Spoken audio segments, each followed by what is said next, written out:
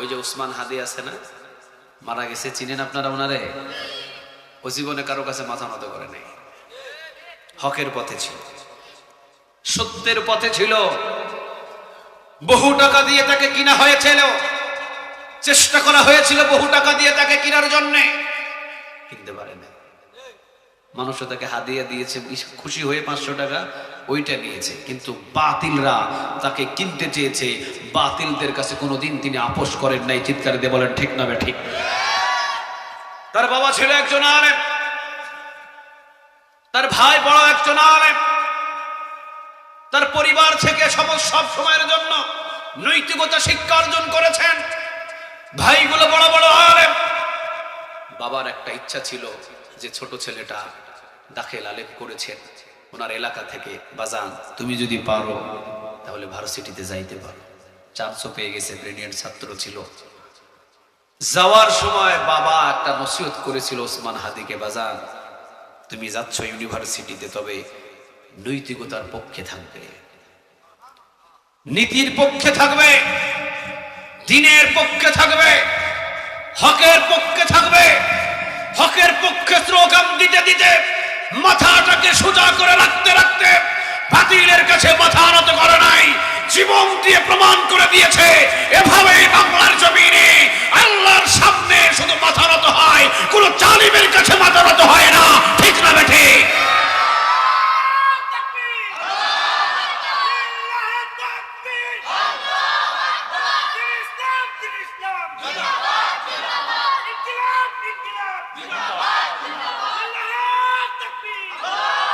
এই জন্য একটা জিনিস মনে রাখতে হবে, হকের পক্ষে যখন আপনি থাকবেন তখন হামলা আসবে।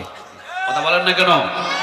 যখন আপনি কোন বাতিলের কাছে মাথা নত করবেন না তখন মামলা আসবে। যখন জালিমের কাছে মাথা নত করবেন না, হামলা আসবে, মামলা আসবে, জেল আসবে, জুলুমি আসবে। এরপরেও বাতিলের কাছে মাথা নত করা যাবে, কারণ আমাকে সোজা করে বানাইছেন তিনি কে? আর একটু জোরে বলেন তিনি কে? যারা মাথা নত করবে তারা হবে উতবা, যারা মাথা নত করবে তারা হবে আবু জেহেল, যারা মাথা নত করবে তারা হবে আবু সুফিয়ান। যদিও পরে কালেমা পড়েছেন, আল্লাহ তাকে ইমানদার হিসাবে কবুল করুক, বলেন আমিন। আপনারা বলেন, এখন মাথা নত করার জন্য আল্লাহ আমাদেরকে বানাই নাই। আল্লাহ বলেছেন মাথা নত হবে তো এক মালিকের সামনে নত হবে। সুবহানাল্লাহ। তাহলে আজ পর্যন্ত বলেন তো আমরা কি বাতিলের কাছে মাথা নত করব? আর একটু জোরে বলেন, মাথা নত করব? আল্লাহ বলছেন বড় যত্ন করে আমি বানিয়েছি, বড় সুন্দর করে আমি বানিয়েছি, বড় মহব্বত করে আমি বানিয়েছি। আসমান এবং জমিন তারে বানিয়েছি আমি 6 দিনে, তোমাকে বানিয়েছি নিজ হাতে 10 মাস 10 দিনে। বাতিলের কাছে মাথা নত করার জন্য নয়। ৯৫,০০০ নেতার সামনে আমার নবী একাই কোরআনের পক্ষে কাজ করেছে। সুবহানাল্লাহ বলবেন না? বাংলার জমিনের ভিতরে কিছু শীর্ষ নেতা ছিল, বাংলার জমিনের ভিতরে কিছু শীর্ষ নেতা ছিল, জীবনে কোনোদিন বাতিলের কাছে মাথা নত করেন নাই। 50 বছর দলে দলে কোরআনের দাওয়াত দিয়েছেন, 52টা দেশে তিনি কোরআনের প্রচার করেছেন। হাজারেরও বেশি মুসলিম হাতে হাত রেখে কালেমা পড়ে মুসলমান হয়েছেন। এমনকি 13 বছর জেলখানায় ছিলেন, বাতিলের কাছে মাথা নত করেন নাই। এভাবে ইমানের পরীক্ষা দিতে হয়। সুবহানাল্লাহ বলেন। আমরা জানি না আমরা ওই পরীক্ষা দিতে পারবো না, আমরা হয়তো বাতিলের কাছে নত হয়ে যেতে পারি, বলা যায় না। কিন্তু ওনারা 12 বছর 14 বছর জেলখানায় ছিলেন, ফাঁসির রশিতে লটকেছেন, বাতিলের কাছে মাথা নত করেন নাই। এই মস্তক শুধু নত হবে এক মালিকের কাছে, আওয়াজ দিয়ে বলতে হবে তিনি কে? আল্লাহ এবার বলছেন, বান্দা বড় যত্ন করে বানিয়েছি, বড় সুন্দর করে বানিয়েছি, বড় মহব্বত করে বানিয়েছি, বড় পৃথিবীর ভিতরে শ্রেষ্ঠ মাখলুকাত করে বানিয়েছি, সোজা করে বানিয়েছি, পার্টস গুলো দিয়েছি পৃথিবীর সব থেকে দামি। সুবহানাল্লাহ। একটা চোখ কিনতে যান, একটা কিডনি কিনতে যান, অথবা একটা যে কোনো একটা অঙ্গ কিনতে যান, দেখেন কত কোটি টাকা। আল্লাহ বলছেন সবকিছু তোমাকে আমি যত্ন করে মহব্বত করে সেবারে শ্রেষ্ঠ করে বানিয়েছি। বান্দা আমি তোমাকে একটা দায়িত্ব দিয়েছি, সেই দায়িত্বটা হলো ইন্নাল্লাযীনা ক্বালু রাব্বুনাল্লাহ, তোমরা জমিনে গিয়ে আমি আল্লাহকে রব হিসাবে মানবে। সুবহানাল্লাহ বলেন। কাকে রব হিসাবে মানতে হবে? আমি আল্লাহকে রব হিসাবে মানবে, এবং আমি আল্লাহকে রব হিসাবে মানতে গেলে কিন্তু তোমাদের উপরে হামলা আসবে, তোমাদের উপরে মামলা আসবে, তোমাদের উপরে জেল আসবে, তোমাদের উপরে জুলুম আসবে, তোমাদের উপরে অত্যাচার আসবে। তখন কিন্তু তোমাদেরকে সুম্মাস্তাকামু, অটল হয়ে দাঁড়িয়ে থাকতে হবে। এই কথাটা আবার বলে দিলেন সাথে সাথে তিনি কে? সূরা হামিম সিজদার 30 নম্বর আয়াত বাহির করেন। আল্লাহ বলছেন, ইন্নাল্লাযীনা ক্বালু রাব্বুনাল্লাহ, তোমরা জমিনের ভিতরে যত্ন করে আমি বানিয়ে দিয়ে একটা দায়িত্ব দিচ্ছি, সেটা হলো ইন্নাল্লাযীনা ক্বালু রাব্বুনাল্লাহ, নিশ্চয়ই তোমরা জমিনের ভিতরে গিয়ে আমি আল্লাহকে রব হিসাবে মেনে নেবে, আমি আল্লাহর ইবাদত করবে, আমি আল্লাহর কাছেই মাথা নত করবে। আমি আল্লাহকে রব হিসাবে যখন মানবে, তখন কিন্তু তোমাদেরকে হামলা করা হবে, মামলা করা হবে, জেল দেওয়া হবে, জুলুমি করা হবে, অত্যাচার করা হবে। তখন কিন্তু তোমাদেরকে সুম্মাস্তাকামু, স্ট্রেট ফরওয়ার্ড, সোজা হয়ে দাঁড়িয়ে থাকতে হবে। সুবহানাল্লাহ বলেন। ফাঁসির রায় আসবে, সোজা হয়ে দাঁড়িয়ে থাকবে। 10 বছর কারাদণ্ড দেওয়া হবে, সোজা হয়ে দাঁড়িয়ে থাকবে। যাবজ্জীবন কারাদণ্ড দেওয়া হবে, সোজা হয়ে দাঁড়িয়ে থাকবে। শুধু একজনাকে রব হিসাবে মেনে নিয়ে, তিনি কে? আল্লাহ বলছেন, আমাকে রব হিসাবে মেনে থাকলে কি হবে জানো? তাতানাজ্জালু আলাইহিমুল মালাইকা, আমি আল্লাহ জান্নাতি ফেরেশতা তোমার মৃত্যুর আগে তোমার কাছে পাঠিয়ে দিব। 3টা সুসংবাদ দিয়ে পাঠাবো। জোরে বলেন কয়টা? আরেকটু জোরে বলেন কয়টা? নাম্বার 1, ফেরেশতারা এসে তারা সাথে সাথে বান্দাটাকে বলবে, আল্লাহ তাখাফু, আল্লাহ বলেছেন বান্দা তোমার আর কোনো ভয় নাই, ওয়ালা তাহজানু, তোমার আর কোনো চিন্তা নাই। 3 নাম্বার, ওয়া আবশিরু বিল জান্নাহ, আল্লাহ রাব্বুল আলামিন তোমাকে মৃত্যুর পরে সোজা জান্নাত দান করে দিবে। একটু আওয়াজ দিয়ে কি বলা যায় না সুবহানাল্লাহ? এখন যে আল্লাহ বললেন, বান্দা লাকাদ খালাকনাল ইনসানা ফি আহসানি তাকওয়িম, সবচেয়ে সুন্দর করে স্ট্রেট ফরওয়ার্ড, সোজা করে আমি আল্লাহ তোমারে বানাইছি। তাহলে ইবাদত পৃথিবীর কারো নয়, জমিনে রব হিসাবে কারো কাছে মাথা নত নয়, একজনের কাছেই মাথা নত করবে। আওয়াজ দিয়ে বলেন তিনি কে? এখন আল্লাহ বলছেন, আমাকে যে তোমরা রব হিসাবে মানবা, 6 জায়গায় আমাকে রব হিসাবে মানতে হবে। কয় জায়গায়? আর একটু জোরে বলতে হবে, কয় জায়গায়? নাম্বার 1, তোমার ব্যক্তিগত জীবনের মাথা থেকে পা পর্যন্ত আমি রবের হুকুম মতোই চলতে হবে। নাম্বার 2, পারিবারিক জীবনে তোমার পরিবার আমি রবের হুকুম মতো চালাতে হবে। নাম্বার 3, সামাজিক জীবনে তোমার সমাজ আমার রবের হুকুম মতোই চালাতে হবে। নাম্বার 4, অর্থনৈতিক জীবনে তুমি কোথায় থেকে অর্থ উপার্জন করছো, এই অর্থটা আমি রবের হুকুম মতোই আনতে হবে। চুরি করে, ডাকাতি করে, বাটপারি করে, ওজনে কম দিয়ে কোনো অর্থ উপার্জন করা যাবে না। একজনের হুকুমের আন্ডারে অর্থ উপার্জন করতে হবে, তিনি কে? 5 নাম্বার, আন্তর্জাতিক জীবনে যখন তুমি যাবে, তুমি দেশ থেকে বিদেশে যাবে, যে কোনো রাষ্ট্রে যাও, সেখানেও তোমার রব থাকবে একজন, তিনি কে? কয়টা গেল? আরেকটু জুড়ে বলেন, কয়টা গেল? 5টা বড় সহজ। আল্লাহ আবার বলছেন, বান্দা 5টা বড় সহজ, কঠিন হলো একটা। সেই কঠিনটা কি? সেই কঠিনটা হলো তুমি যে রাষ্ট্রের ভিতরে বসবাস করবে, সেই কঠিনটা হলো তুমি যে রাষ্ট্রের ভিতরে বসবাস করবে, ওই রাষ্ট্রের ভিতরে মানুষের বানানো কোনো আইন চলতে পারবে না। তুমি যে রাষ্ট্রের ভিতরে বসবাস করবে, ওই রাষ্ট্র কখনো কারো বাবার হুকুম মতো চলবে না। তুমি যে রাষ্ট্রের ভিতরে বসবাস করবে, ওই রাষ্ট্র কখনো কারো স্বামীর হুকুমে চলবে না। তুমি যে রাষ্ট্রের ভিতরে বসবাস করবে, ওই রাষ্ট্র কখনো হিন্দুস্তানের আইন দিয়ে চলবে না। তুমি যে রাষ্ট্রের ভিতরে বসবাস করবে, ওই রাষ্ট্রের আইন কখনো ইংরেজদের আইন দিয়ে চলবে না। তুমি যে রাষ্ট্রের ভিতরে বসবাস করবে, ওই রাষ্ট্রের সংবিধান কখনো ডক্টর কামালের সংবিধান চলবে না। তুমি যে রাষ্ট্রের ভিতরে বসবাস করবে, ওই রাষ্ট্রের আইন হবে এক আল্লাহর আইন। ঠিক না ঠিক? মানুষের বানানো কোনো আইন সেই রাষ্ট্রে চলতে পারবে না। সুবহানাল্লাহ বলে। যখন আপনি এই 6 নম্বরটা এসে বলবেন, ইনিল হুকমু ইল্লা লিল্লাহ, সৃষ্টি যার, আইন চলবে তার। যখন এই কথাটা বলবেন, আল্লাহ বলছেন, নবীর মতো ভালো মানুষ হওয়ার পরেও আমার নবী নিজের ঘরে থাকতে পারে না। কথা বলেন না কেন? রাসূলকে বলা হয়েছিল, মুহাম্মদ তোমাকে নিয়ে দেওয়া হবে, তোমাকে বড় চেয়ারও দেওয়া হবে, তোমাকে সম্পদও দেওয়া হবে, তোমাকে ডান সবকিছু সম্পদ, তুমি যা যা চাও সবকিছুই তোমাকে দেওয়া হবে। তবে তুমি এই যে কোরআন দিয়ে, কোরআনের বিচার, আইন বিভাগ সবকিছু তার ছায়াতলে নিয়ে আসতে চাচ্ছ, অর্থাৎ আমরাও তোমাকে নবী হিসাবে মেনে নিয়ে আমরাও তার রবের গোলামি করব এবং তুমি আমাদেরকে নেতৃত্ব দেবে। অন্তত এই রবের আইন টাইন বাদ দিয়ে ওই দায়িত্বটা আমাদের কাছে দাও। আবু জেহেল, আবু লাহাব বলতেছে, এগুলো আমাদের কাছে দাও, আর তুমি যা চাইবা তোমাকে তাই দিয়ে দেওয়া হবে। নবী কি স্বীকার করছিলেন? আর একটু জুড়ে বলেন, নবী কি স্বীকার করছিলেন? নবী বলেছিলেন, যতদিন পর্যন্ত জীবন আছে, আমার ডান হাতে যদি সূর্য দিয়ে দেওয়া হয়, বাম হাতে যদি চন্দ্র দিয়ে দেওয়া হয়, এরপরও আমাকে থামানো যাবে না। যতদিন নিঃশ্বাস আছে, নিঃশ্বাস চলমান থাকাকালীন সৃষ্টি যার, আইন চলবে তার। যতদিন বাস্তবায়ন না হয়, আমি মুহাম্মদকে পৃথিবীর কেউ থামাতে পারবে না। আমরা তো তারই উম্মত। আল্লাহ তো সেটাই বলছেন, ইনিল হুকমু ইল্লা লিল্লাহ। তোমরা যে আমাকে রব হিসাবে মানবা, মানে শুধু মসজিদে মানলে হবে না, পার্লামেন্টও মানতে হবে। তোমরা যে আমাকে রব হিসাবে মানবা, শুধু রমজান মাসে মানলে হবে না, বিচারের আইনেও আমাকে মানতে হবে। ও, তোমরা মনে করেছে যে কোরআনটা শুধুমাত্র মৃত মানুষের পাশে তেলাওয়াতের জন্য পাঠাইছি আমি? এত কাঁচা ব্রেন নিয়ে কেন চলাফেরা করো তুমি? যে আল্লাহ 10 মাস 10 দিন আমাকে সুন্দর করে বানালেন,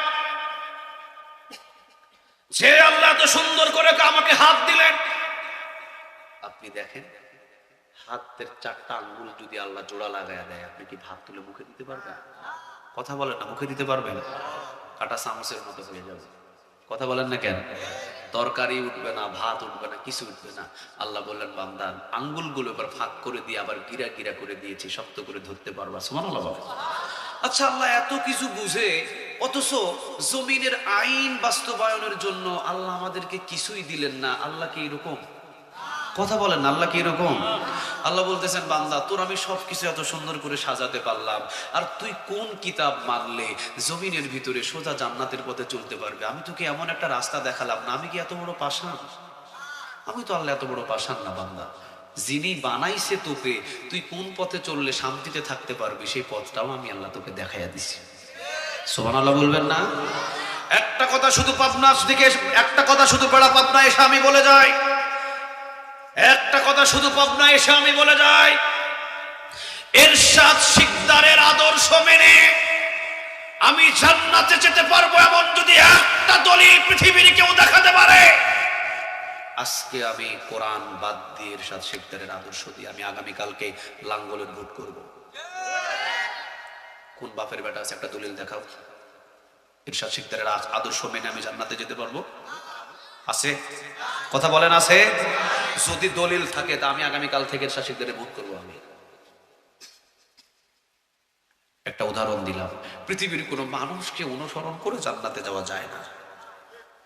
একজনের অনুসরণ হবে, তিনি মুহাম্মদ সাল্লাল্লাহু আলাইহি ওয়াসাল্লাম।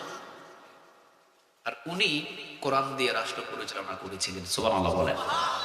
তাহলে রাসূল কি, রাসূলকে আল্লাহ কি বললেন? নবীর মতো ভালো মানুষ হয়, নবীর মতো ভালো মানুষ হয় কোরআনের আইন বাস্তবায়ন করতে গিয়ে নিজের ঘরে থাকতে পারেন নাই, নিজের 2টা দাঁত রাখতে পারেন নাই, নিজের মাথায় ব্যান্ডেজ করতে হয়েছে, আংটা ঢুকেছিল হেলমেটের, নিজে নিজের ঘরে থাকতে পারেন নাই।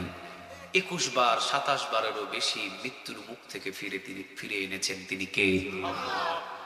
অথচ ওনার মতো ভালো মানুষ মক্কায় একটাও ছিল না।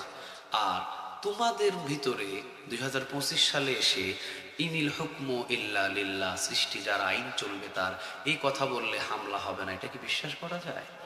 কথা বলেন, এটা কি বিশ্বাস করা যায়? নবীর মতো ভালো মানুষ, এরপরে যখন উনি বললেন ইনিল হুকমু ইল্লা লিল্লাহ, সৃষ্টি যার, আইন চলবে তার, এই কথা বলার সাথে সাথে ওনাকে বারবার হত্যা করার জন্য চেষ্টা করা হলো, 2টা দামদার শহীদ করে দেওয়া হলো, মাথা ফাটিয়ে দেওয়া হলো, ওনার নিজের চাচার বুকটা চিরে কলিজাটা বাহির করে কাফেররা খেয়ে ফেললো। আর তোমরা মনে করেছো তোমরাও ইনিল হুকমু ইল্লা লিল্লাহ এই কথাটা বলার পরে হামলা আসবে না? তাহলে তো এটা উল্টা পাল্টা হয়ে গেল। তোমরা যখনই বলবা ইনিল হুকমু ইল্লা লিল্লাহ, সৃষ্টি যার, আইন চলবে তার, যখনই বলবা তখন হামলা আসবে, মার আসবে, জেল আসবে, জুলুম আসবে, তখনই তোমাদেরকে সুম্মাস্তাকাম, অটল হয়ে দাঁড়িয়ে থাকতে হবে। বলেন ঘোষণাটা কার? আর একটু জোরে বলতে হবে, ঘোষণাটা কার? তাহলে একটা জিনিস এখান থেকে আমরা বুঝলাম, লাকাদ খালাকনাল ইনসানা ফি আহসানি তাকওয়িম, সবচেয়ে সুন্দর করে আকৃতি দিয়ে, গঠন দিয়ে পৃথিবীতে আল্লাহ মানুষকে বানিয়েছেন। পৃথিবীর কোনো জালিমের কাছে মাথা নত করার জন্য নয়, জালিমের সামনে মাথা সোজা করে দাঁড়িয়ে তার সাথে যুদ্ধ করার জন্য মাথা নত হবে যখন সময় হবে একজন মালিকের সামনে। তিনি কে? আর একটু জোরে বলতে হবে, তিনি কে? আল্লাহ যেন আমাদের সবাইকে সেই মালিকের সামনে মাথা নত হওয়ার তৌফিক দান করে। বলেন আমিন। আর একটু জোরে বলতে হবে আমিন।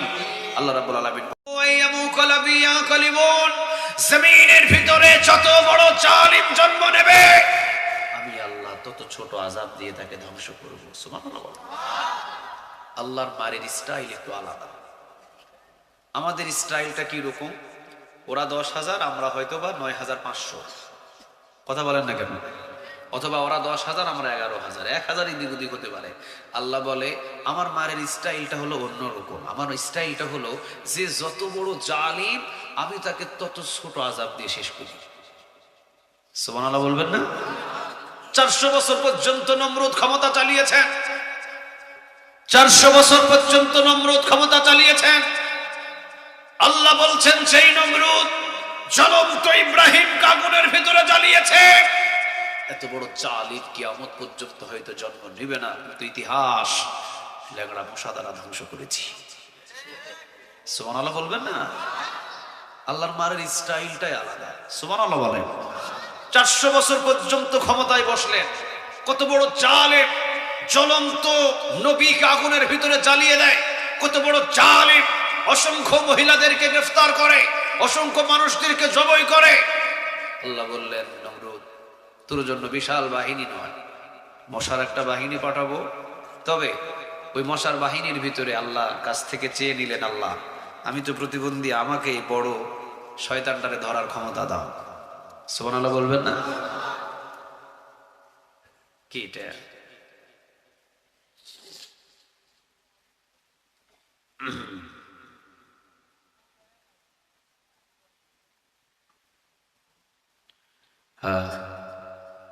তাহলে যেটা বলেছিলাম, নমরুদকে ল্যাংড়া মশা দ্বারা ধ্বংস করলেন তিনি কে? আপনাদের এলাকায় পানিতে ডুবে মারা যায় ছোট মানুষ না বড় মানুষ? আমাদের মতো বড় মানুষরা যদি নদীতে নামায় দেয় আমরা কি মারা যাব? কথা বলেন না কেন? পুকুরেতে ডুবে মারা যায় ছোট বাচ্চা না বড় মানুষ?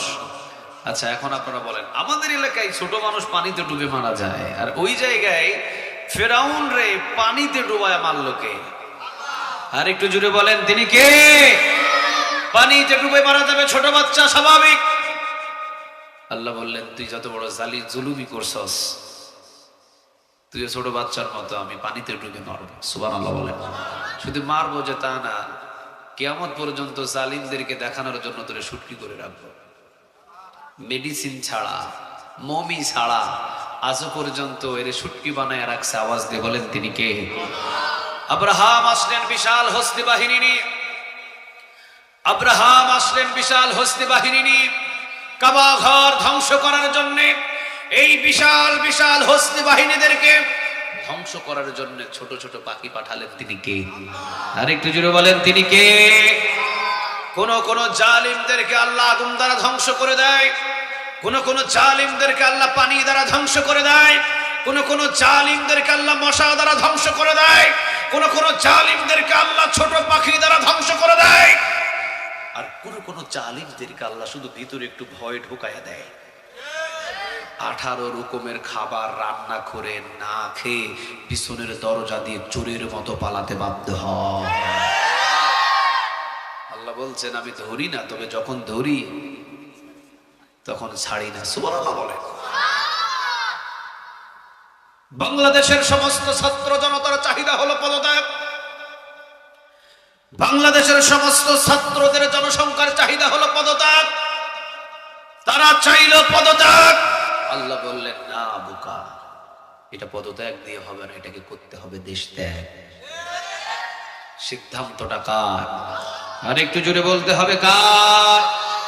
তাহলে জমিনের উপরে মানুষদের উপরে যারা জুলুমি করে তাদেরকে ছোট ছোট আযাব দিয়ে ধ্বংস করেন তিনি কে? আর একটু জোরে বলেন তিনি কে? আচ্ছা আল্লাহ আছে, আপনাদের কি বিশ্বাস হয়? আর একটু জোরে বলেন না বিশ্বাস হয়? দায়িত্ব হলো আমাদের কোরআনের পথে চলা, কিন্তু কোরআনটাকে পার্লামেন্টে পুজিয়ে দেওয়ার দায়িত্বটা কার? আর একটু জোরে বলতে হবে কার? তবে জমিনের ভিতরে যারা জুলুমি করবে তাদের সাথে আমাদের কোনো সম্পর্ক, আরো জোরে বলেন না কোনো সম্পর্ক। আল্লাহ রাব্বুল আলামিন এই কথাটাই বললেন ওয়াহাদাল বালাদিল আমিন,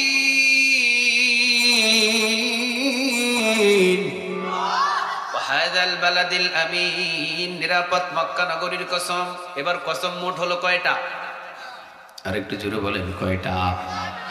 এক নাম্বার ওয়া তিন, তিন ফলের কসম। দুই নাম্বার ওয়া জাইতুন, জাইতুন ফলের কসম।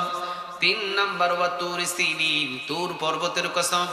চার নাম্বার ওয়া হাদাল বালাদিল আমিন, নিরাপদ মক্কা নগরীর কসম।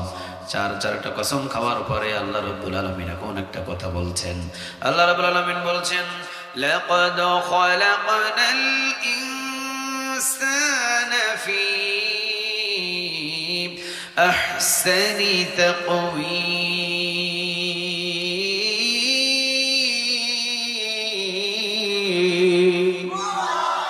লাকাদ খালাকনাল ইনসানা ফি আহসানি তাকওয়ীম। বান্দারে সব চাইতে অবয়ব গঠন দিয়ে, সূরত দিয়ে সুন্দর করে পৃথিবীর কেউ তোমারে বানায় নাই, আমি আল্লাহ নিজ হাতে তোমারে বানাইছি। সুবহানাল্লাহ। আসমান এবং জমিন, সূরা আস-সাজদা 4 নম্বর আয়াত আল্লাহ বলছেন, আসমান এবং জমিন আমি বানাইছি মাত্র 6 দিনে। সুবহানাল্লাহ বলেন। ইন্নামা আমরুহু ইযা আরাদা শাইআন আইয়াকুলা লাহু কুন ফায়াকুন। কুন বলতে দেরি হয়, ফায়াকুন হইতে দেরি হয় না। বলেন হুকুম টাকা। আল্লাহ বললেন, আসমান এবং জমিন আমি বানাইছি মাত্র 6 দিনে। এই আসমান এবং এই জমিন বানাইলাম মাত্র আমি 6 দিনে। ও বান্দার, এই মানুষরে আমি 6 দিনে বানাই নাই, মানুষরে বানাইলাম 10 মাস 10 দিনে। সুবহানাল্লাহ। আচ্ছা বলেন, মানুষরে 6 মাস, মানুষরে 10 মাস 10 দিনে বানালেন তিনি কে? আল্লাহ বললেন, বান্দা মানুষরে আমি বানাইছি 10 মাস 10 দিনে। শুধু মানুষরে আমি 10 মাস 10 দিনে বানাইছি যে তা না, ওর খাবারের সমস্ত দায়িত্বটা পৃথিবীর কারোর কাছে দিয়ে নাই। ওর খাবারের দায়িত্বটা দিয়েছেন, নিয়েছেন একজন নিজের কাছে। তিনি কে? আমি দুনিয়াতে পাঠানোর 6 মাস আগে তার খাবারটা মায়ের মুখে গরম করে রেখে দিয়েছি। সুবহানাল্লাহ বলেন। দুনিয়াতে নিয়ে আসলাম, দুনিয়াতে আনার পরে সবাই হয়ে গেছে হয়তো পর, আর মার বাবা তাকে মনে করে যে মার বাবা হলো তার আপন। বান্দারে একটা জিনিস মনে রাখবি, তোর মার তোর বাবার চাইতেও আমি আপন। সুবহানাল্লাহ বলেন। কে বলছেন কথাটা? আর একটু জোরে বলেন কে? চ্যালেঞ্জ ধরে আল্লাহ বলছেন, তোর মা এবং তোর বাবা তোর কাছে সবচাইতে আপন। মনে রাখিস, তোর মার তোর বাবা থেকেও আমি তোর আরো আপন। সুবহানাল্লাহ। কিভাবে? আল্লাহ বলছেন, যেই দিন আমি তোকে জন্ম দিয়েছিলাম দুনিয়ায়, আমাদের বয়সে 90 দশকের বাচ্চা আমরা যারা আছি, আমাদের কি বলেন তো, আমাদের কি সিজারের দরকার হয়েছে? আর একটু জুড়ে বলেন না। সিজার ছিল ওই সময়? না, সিজার ছিল না, নরমালি ডেলিভারি হয়েছে আমরা। তো নরমালি ডেলিভারি হওয়ার সময় অনেকে জানেন ফ্লোরের ভিতরে বিছানা বিছানো হয়। ফ্লোরের ভিতরে বিছানাটা বিছিয়ে দেখবেন ধাত্রী আসে গরম পানি বা আগুন টাগুন নিয়ে ঘরের ভিতরে মা বোনেরা অপেক্ষা করে। বাচ্চা যখন দুনিয়াতে আসে, বাচ্চাটাকে পরিষ্কার পরিচ্ছন্ন করে ফ্লোরের ভিতরে মায়ের ডানে অথবা বামে শুইয়ে রাখে। রাত যখন 10টা বাজে 8টা বাজে, একের পর এক যখন বাচ্চা প্রসব হয়, বাচ্চা যখন দুনিয়াতে আসে, ওকে দেখার জন্য এলাকার মানুষ আসে না? কথা বলেন না কেন আসে? সারাদিন ভিড় জমাইলো, কিন্তু রাতের যখন 10টা বাজে তখন কি আর কেউ আসে? কথা বলেন না আসে? আল্লাহ বলছেন, বান্দারে তোকে দেখার জন্য রাতের 10টা পর্যন্ত তোর দাদা আসছে, তোর দাদি, তোর নানা, তোর নানি, খালা, খালু, আত্মীয় স্বজন সবাই চতুর্দিক থেকে আসছে তোকে দেখার জন্য। এরপরে তোকে দেখে একের পর এক সবাই নিজ নিজ নিজ নিজ রাতের বেলা ঘুমানোর জন্য রওনা দিয়েছে। রাত যখন টাইম 11টার সময় তোর বাবা আসছে আর তোর মা, দুইজন তোর চেহারার দিকে নজর দিয়ে তাকিয়ে থেকে বাস দুইজনে মিষ্টি মিষ্টি করে তোর সাথে কথা বলছে। তুই তো, তোর মুখে ভাষা নাই, তুই কিছুই বুঝোস নাই।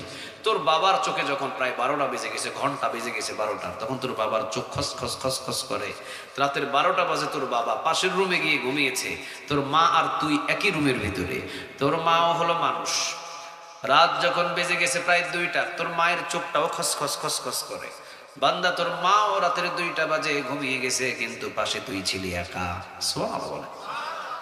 পাশে কিন্তু তুই ছিলি একা। ও বান্দা, পাশে তুই যখন একা ছিলি, তোর কিন্তু নাকের ছিদ্রটা খোলা, তোর কিন্তু কানের ছিদ্রটা খোলা, তোর কিন্তু প্রস্রাবের ছিদ্রটা খোলা, তোর কিন্তু পায়খানার ছিদ্রটা খোলা। বান্দারে, সব ছিদ্রগুলো তোর খোলা। বয়স মাত্র 1 দিন। তোর মা কিন্তু রাতের 2টা বাজে নাক ডাকিয়ে ডাকিয়ে ঘুমিয়েছে। বান্দারে, চতুর্দিকে মশা ছিল, চতুর্দিকে মাছি ছিল, চতুর্দিকে পিঁপড়া ছিল। একটা পিঁপড়া যদি ভুল করে তোর নাক দিয়ে ঢুকে যাইতো, পৃথিবীর কোনো ডাক্তার তোকে বাঁচাইতে পারতো না। এই বান্দা, যদি একটা যদি মাসি তোর কান দিয়ে প্রবেশ করতো, তোকে বাঁচানো যেত না। রাতের 2টা বাজে তোর মা বাবা সবাই ঘুমালো, কিন্তু আমি আল্লাহ ঘুমাইতে পারি নাই, সারা রাত জেগে জেগে আমি তোরে পাহারা দিয়েছি। একটু আওয়াজ দিয়ে বলা যায় না সুবহানাল্লাহ? এখন বলেন তো দেখি, মা এবং বাবার চাইতো আমাদের কাছে আপন তিনি কে? আর একটু জোরে বলতে হবে, তিনি কে? আল্লাহ বলছেন, বান্দারে কত আপন আমি। জমিনের ভিতরে তুই ধানটা রোপণ করলি, শুধু ধানটা গাছ লাগিয়ে দিয়ে চলে আসলি, ওইটারে ফাটায়া নিচে দিয়ে শিকড় দিয়ে উপরে দিয়ে ধানের গাছ বাহির করার দায়িত্ব আমার। সুবহানাল্লাহ বলবেন না? আবার ওইটারে জ্বালা বানায়া, বিছন বানায়া, জ্বালা বানায়া রোপণ করে চলে আসলে ওইটারে আস্তে আস্তে আস্তে আস্তে বড় করে বৃষ্টি রোদ দিয়ে বড় করে এরপরে তার পেটের ভিতর থেকে ধান বীজ বাহির করে ধানটার কালার একের পর এক করে ধানের ভিতরে আবার চাল দেওয়ার দায়িত্ব। সুবহানাল্লাহ বলবেন না? এখন আল্লাহ রাব্বুল আলামিন বলতেছেন, তোরে শুধু মা আপন এবং তোর শুধু বাবা আপন না, না, মা বাবার চাইতেও আমি আল্লাহ তোর আরো আপন। চিৎকার দিয়ে বলেন আল্লাহু আকবার। আল্লাহ রাব্বুল আলামিন ওই কথাটা এখানে বলছেন, লাকাদ খালাকনাল ইনসানা ফি আহসানি তাকওয়ীম। লাকাদ খালাকনাল ইনসানা ফি আহসানি তাকওয়ীম। বান্দারে সবচাইতে সুন্দর করে আকৃতি দিয়ে অবয়ব গঠন দিয়ে আমি আল্লাহ নিজ হাতে তোকে বানাইছি। সুবহানাল্লাহ বলেন। বান্দা বড় আনন্দ, বড় মহব্বত, বড় যত্ন করে আমি তোরে বানিয়েছি। তাকওয়ীম, তাকওয়ীমের ব্যাখ্যায় মুফাসসিরিনে কিরাম বলছেন, বান্দা আমি আল্লাহ তোকে সোজা করে বানাইছি। সুবহানাল্লাহ বলেন। এই বান্দা, পৃথিবীর যত প্রাণী আছে সব প্রাণীদেরকে আমি বাঁকা করে বানিয়েছি। গরুকে আমি বাঁকা করে বানিয়েছি, ছাগলকে আমি বাঁকা করে বানিয়েছি, উটকে আমি বাঁকা করে বানিয়েছি, ঘোড়াকে আমি বাঁকা করে বানিয়েছি। পৃথিবীর ভিতরে যতগুলো প্রাণী বানিয়েছি আমি, হাঁস মুরগি যা বল সবগুলোরে বাঁকা করে বানাইছি। শুধু একমাত্র মানুষ আমি তাকে সোজা করে বানাইছি। সুবহানাল্লাহ। সবগুলো প্রাণীকে আমি বাঁকা করে বানিয়েছি। বান্দা তাকিয়ে দেখ, সবগুলো প্রাণী বাঁকা, গরু বাঁকা, ছাগল বাঁকা, উট বাঁকা, বরকি বাঁকা, সকল কিছু বাঁকা করে বানিয়েছি। কারণ হলো, বাঁকা করে বানানোর উদ্দেশ্য হলো সবাই রিজিকের উপরে মুখ দিয়ে তার রিজিকটা পান করবে, এই জন্য আমি আল্লাহ তাকে বাঁকা করে বানিয়েছি। এই বান্দা, তোকে রিজিকের উপরে মুখ দিয়ে কখনো খাওয়া লাগবে না। সুবহানাল্লাহ বলবেন না? মুরগি যখন রিজিকটা পানাহার পান করে, মুরগি যখন ভাত খায় তখন কি মুখ হাত দিয়ে মুখে উঠায় নাকি ঠুকুর দিয়ে দিয়ে রিজিকের উপরে মাথা দিয়ে খেতে হয়? কথা বলেন, কথা বলেন। গরু যখন তার রিজিক খায়, ঘাস খাইলে রিজিকের উপরে মাথা নত করে দিয়ে খেতে হয়, ঠিক না বেঠিক? ছাগল যখন তার রিজিক খায় তখন রিজিকের উপরে মাথা নত করে দিয়ে খেতে হয়। আল্লাহ রাব্বুল আলামিন বলেন, তাকওয়ীমের ব্যাখ্যায় মুফাসসিরিনে কেরাম বলেন, আল্লাহ বলেন, বান্দা আমি তোরে সোজা করে বানিয়েছি। বান্দা একদম স্ট্রেট ফরওয়ার্ড, সোজা। সুবহানাল্লাহ। স্ট্রেট ফরওয়ার্ড, সোজা করে বানিয়েছি। পৃথিবীর কোনো কিছুর উপরে তোকে মুখ লাগিয়ে খেতে হবে না। হাত দিয়ে ছিড়বি, হাত দিয়ে ছিড়ে রিজিক উঠাবি, এরপরে মুখে উঠাবি, মুখ দিয়ে খাবি, মাথা থাকবে সোজা, মাথা নত হবে তো এক মালিকের সামনে নত হবে, ঠিক না ঠিক? কে বলছে? আর একটু জোরে বলেন, কে? আল্লাহ বলছেন, লাকাদ খালাকনাল ইনসানা ফি আহসানি তাকওয়ীম। তাকওয়ীমের ব্যাখ্যায় সোজা করে বানিয়েছি তোকে। পৃথিবীর কোন জালিমের কাছে মাথা নত করবি না, পৃথিবীর কোন স্বৈরাচারের কাছে মাথা নত করবি না, পৃথিবীর কোন জালিমের কাছে মাথা নত করবি না। মাথা নত হবে এক মালিকের সাথে, মাথা নত হবে, ঠিক না বেঠি?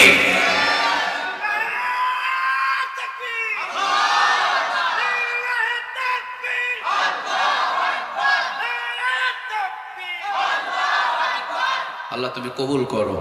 আর একটু জোরে বলেন আমিন। এখন বলেন, আমাদেরকে সোজা করে বানাইছেন তিনি কে? আর একটু জোরে বলেন, তিনি কে? নেতা সাহেবের কাছে মাথা নত করার জন্য? কথা বলেন না কেন?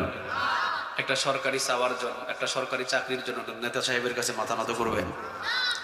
এরপরে জালিম যারা আছে তাদের কাছে কি মাথা নত করবে?